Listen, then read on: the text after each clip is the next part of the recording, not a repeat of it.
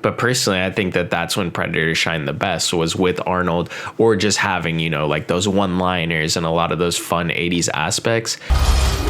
There's only one way to kill it. We must fight together. Here we go.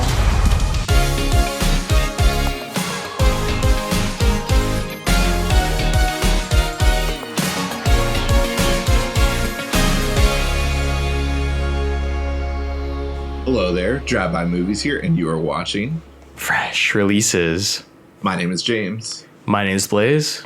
And today we're checking out the new entry into the Predator franchise, Predator, Killer of Killers.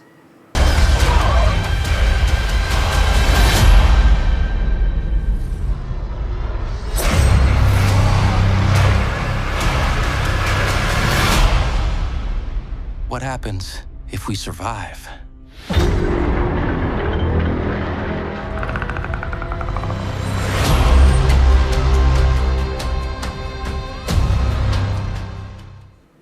Predator, Killer of Killers is the story of three of the fiercest warriors in human history become prey to the ultimate killer of killers. So this is Disney's, I think, second film now in the Predator franchise, or Predator versus Alien Yatja universe. I don't know what they want to call it. But anyways, this is the second iteration of the Disney Predator series, and it's also Dan Trachtenberg's second Predator series with or second Predator film, with the third one kind of closely until I think it comes out later this year, Predator Badlands. Anyways, James, what do you think of Killer of Killers? Yeah, so, the Predator franchise is one of those movies where each movie is pretty consistent, whether or not you like certain ones more than the others. I'd say overall there's really just one really bad movie, and it's the movie by Shane, whatever, the creator of the Black. Shane Black, yeah, the movie where he took over the reins, The Predator. This movie was a movie that kind of caught me off guard because I think Badlands was announced first in the trailer release. Then just out of nowhere, we get this animated trailer for another Predator movie. And I thought this was for a TV show, actually, because I believe the trailer, showed like the three short stories that we get within this movie. And I just assumed like, oh, we're getting a mini series about different people who survived different times against fighting the Predator. But no, it's just your typical 90-minute movie that brings everything together. But I was so surprised by how cohesively and well put together it was. I didn't really like the concept of having three short stories for a feature-length movie, but it actually worked out pretty well. And I'd actually say this is one of the best entries into the franchise. I thoroughly enjoyed it.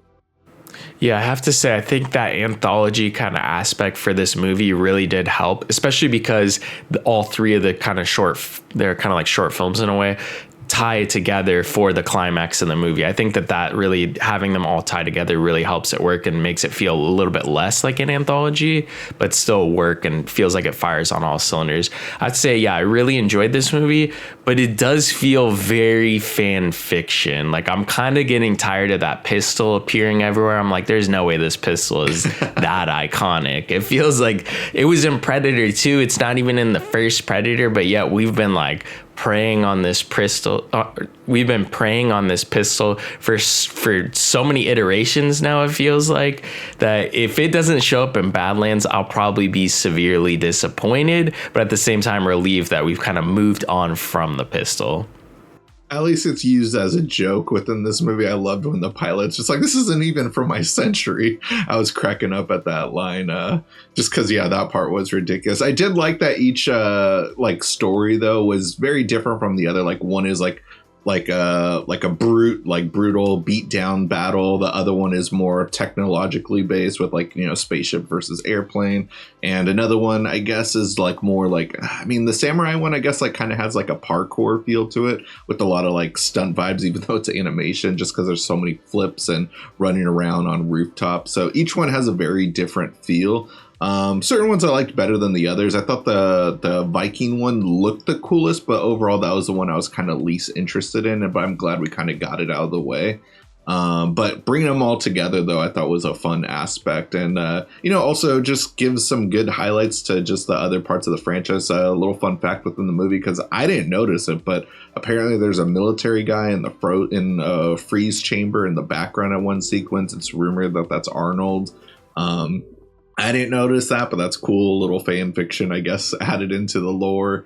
But what this movie does shine the most on is just, this is easily a $150 to $200 million movie if this was live action, and the CGI probably would have still looked pretty terrible, just because this movie does ask for a lot.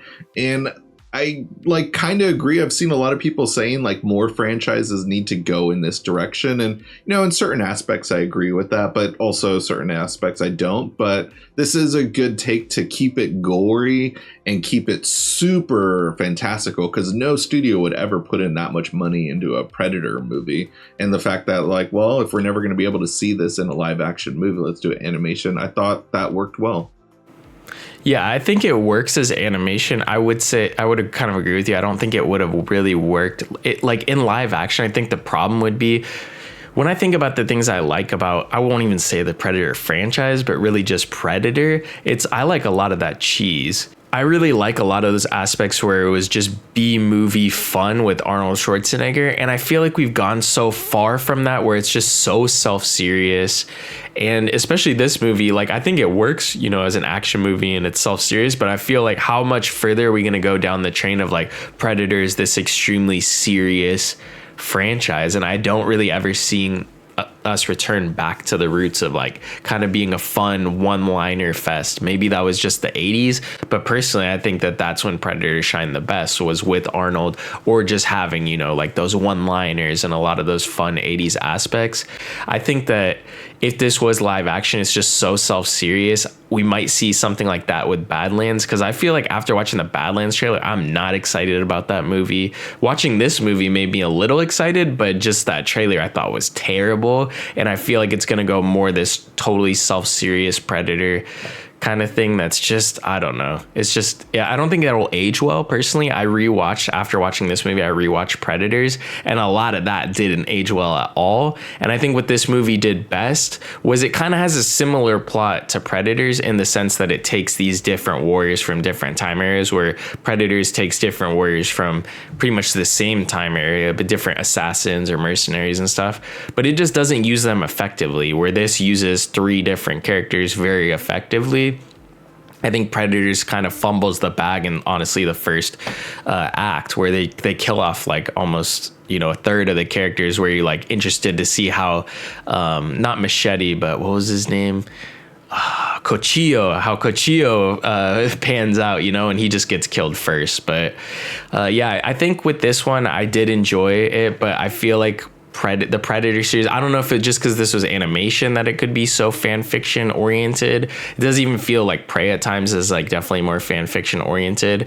Disney's approach to these films is definitely, and even Alien as well, it seems like they're going a very fan fiction, almost comic booky style, being that the Marvel films are kind of taking a back seat now. They're trying to find a way to diversify the properties and franchises that they have.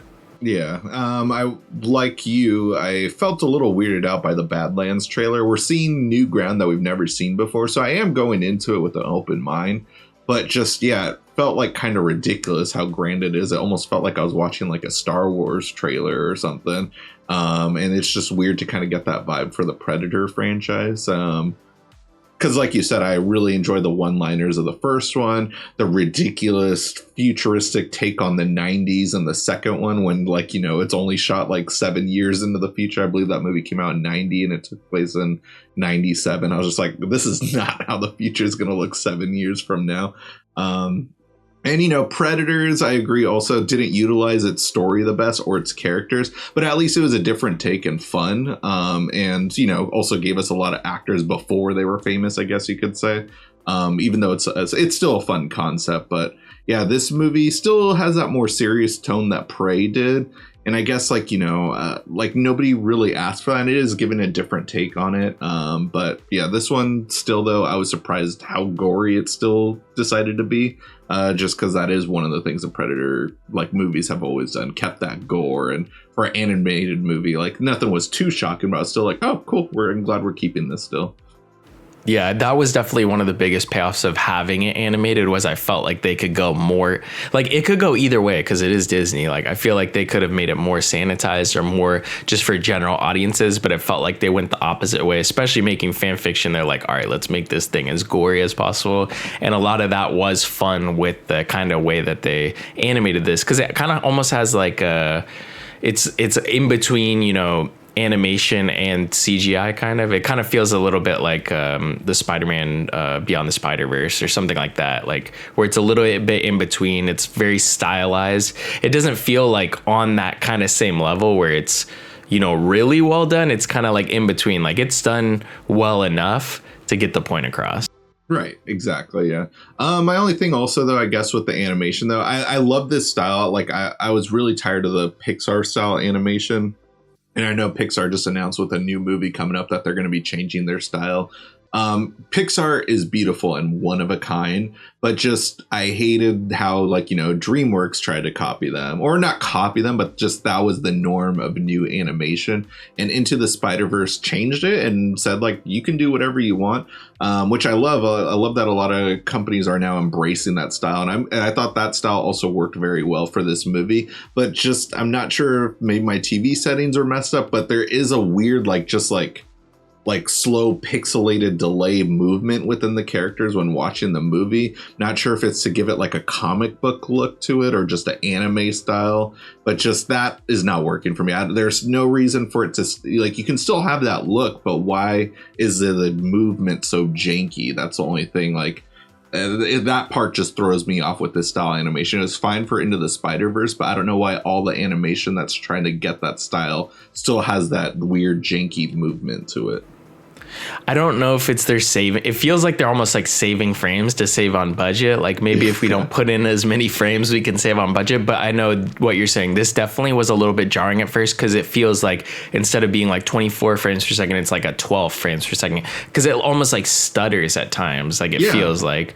But I would like to see the opposite where we get this style and it's, a crazy 60 frames per second fluid kind of look where it almost looks more true to life or something like that, because I don't think we've got that before. We've definitely got that when it comes to like CGI, like 3D animation, but I don't think we've got that with this kind of like cell shaded animation style. It'd be cool to get something that's maybe a little bit higher frame rate just to kind of try it out. I know a lot of video games go for higher frame rate because it feels more true to life, and obviously when you do that in live action, it actually kind of detracts, and I hate it, especially with like the true motion on TVs with live action stuff. I love that 24 frames per second, and maybe you could push it to 30, but anything higher than that is crazy.